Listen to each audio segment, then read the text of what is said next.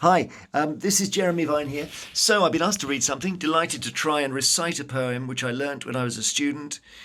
If it all starts to go wrong, I will discreetly glance over to my laptop here and remind myself of the words, okay? But I'm going to try and avoid that.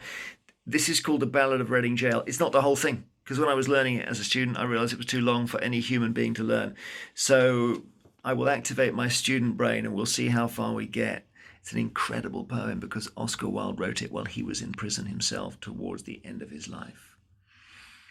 Okay, The Ballad of Reading Gaol by Oscar Wilde, with occasional glances to the left.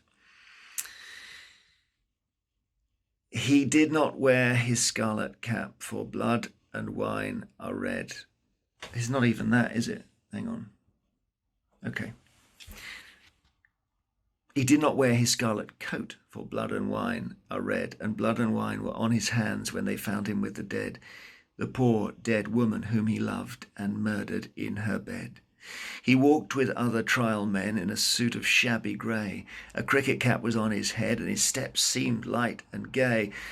But I never saw a man who looked so wistfully at the day. No, I never saw a man who looked with such a wistful eye upon that little tent of blue that prisoners call the sky, or at every drifting cloud that passed with sails of silver by. I walked with other souls in pain within another ring, and was wondering if the man had done a great or lesser thing, when a voice beside me whispered low, "That fella's got to swing." Dear Christ, the very prison walls suddenly seemed to reel, and the sky above my head was like a cask of scorching steel. And though I was a soul in pain, my pain I could not feel. I only knew what hunted thought quickened his step, and why he looked upon the garish day with such a wistful eye.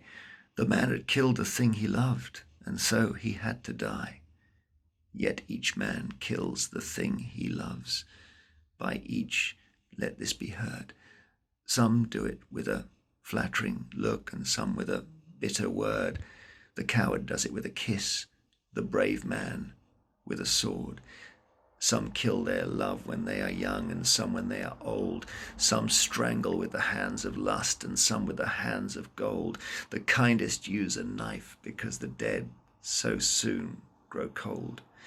Some love too little, some too long, some sell and others buy. Some do the deed without a tear, and some with many a sigh. Yet each man kills the thing he loves, but each man does not die.